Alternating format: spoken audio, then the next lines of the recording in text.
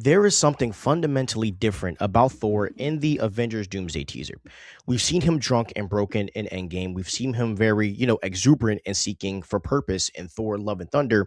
But here he isn't louder and he isn't angry, but he seems afraid. And for the first time in the 15 years of the MCU, Thor Odin's son doesn't sound like a king leading a charge. He sounds like a father whispering a plea in the dark. And this prayer isn't just dialogue, it's really like the Rosetta Stone for the multiverse saga's endgame. And today, we are going to dive super deep into the Norse roots of Thor's final inventory, why Victor Von Doom represents a threat the God of Thunder cannot strike down, and the terrifying reason Marvel is suddenly obsessed with showing us our heroes as parents.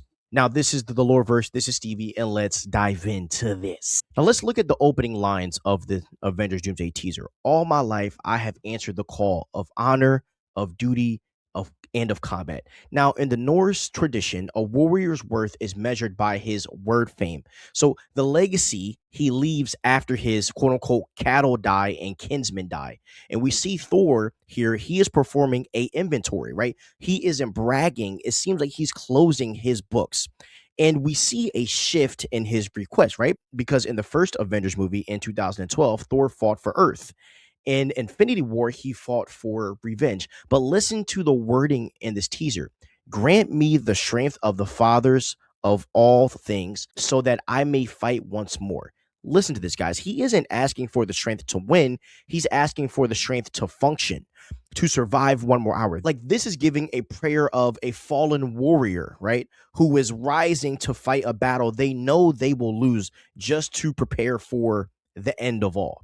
And Thor has realized that the storm he has lived in for 1500 years is finally about to drown him.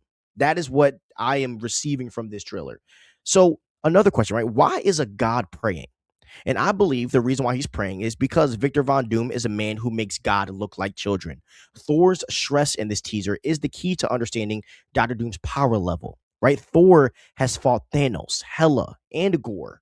He knows how to hit things until they stop moving. But Doctor Doom is different, right? Thanos was a zealot, right, with a plan.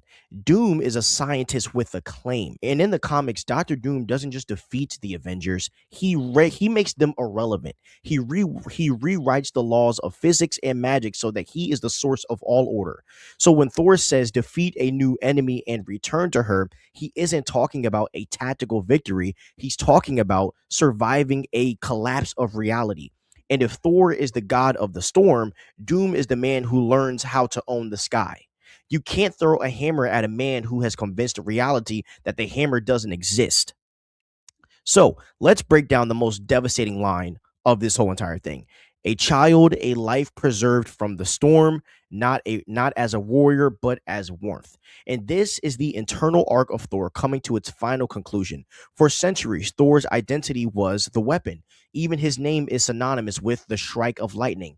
But love, who is his daughter, has changed the fundamental frequency of his soul. The fatherhood meta narrative is, right? Thor is admitting that his godhood, his lightning, his strength, his immortality is a cold, violent existence, and he is ready to trade the lightning for warmth. So, in narrative terms, this is what they call a death flag, and it is when a character in an epic saga identifies what they want to be after the war, and they are usually the ones who won't make it there. And Thor isn't praying to be a king anymore. He's praying to be basically a sacrificial lamb to an extent, it seems like. And also, think about this, right? Thor isn't praying to the universe, he prays to the father of all things, which shows in this trailer he is reaching back to Odin.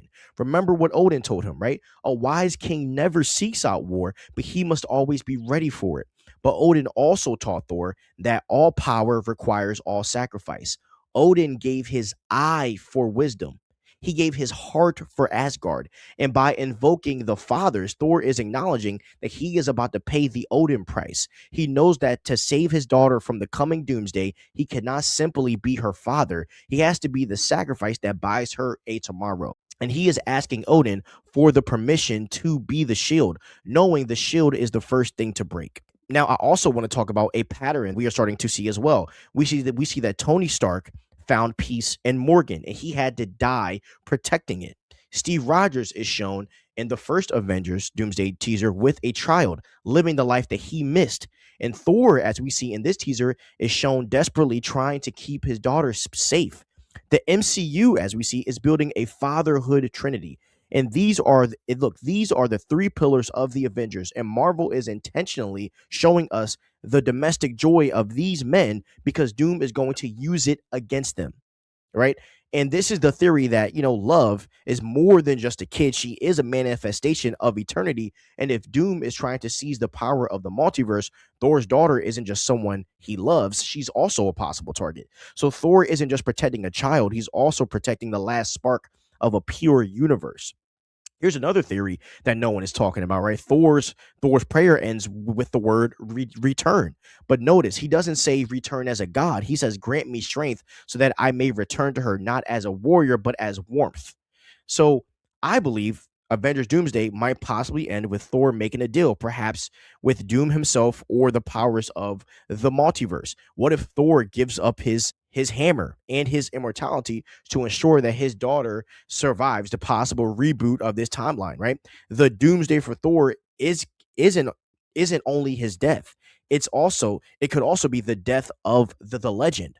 And Thor could possibly end the movie as a mortal man, finally finding the warmth he prayed for, but at the cost of ever being able to protect the world again. So Thor might think he's sacrificing something that is worth something, but in the reality, it's a big L, and he might possibly be figuring that out. A lot of people think that Thor is going to die. What if Thor loses his power? What if Thor loses who? Like, what if Thor loses his godlyhood? I would argue him losing his godlyhood is just as equal as him being killed. And Thor's prayer tells us that the stakes of Doomsday aren't about planets or galaxies. They are about the quiet moments between a father and a child. Thanos wanted to win. Doom wants to be. And Thor just wants to go home. But in the multiverse of collapsing realities, home is the hardest thing to keep. So I want to know, what do you guys think? Is Thor's prayer a foreshadowing of his death, or is he simply evolving into the all father he was always meant to be?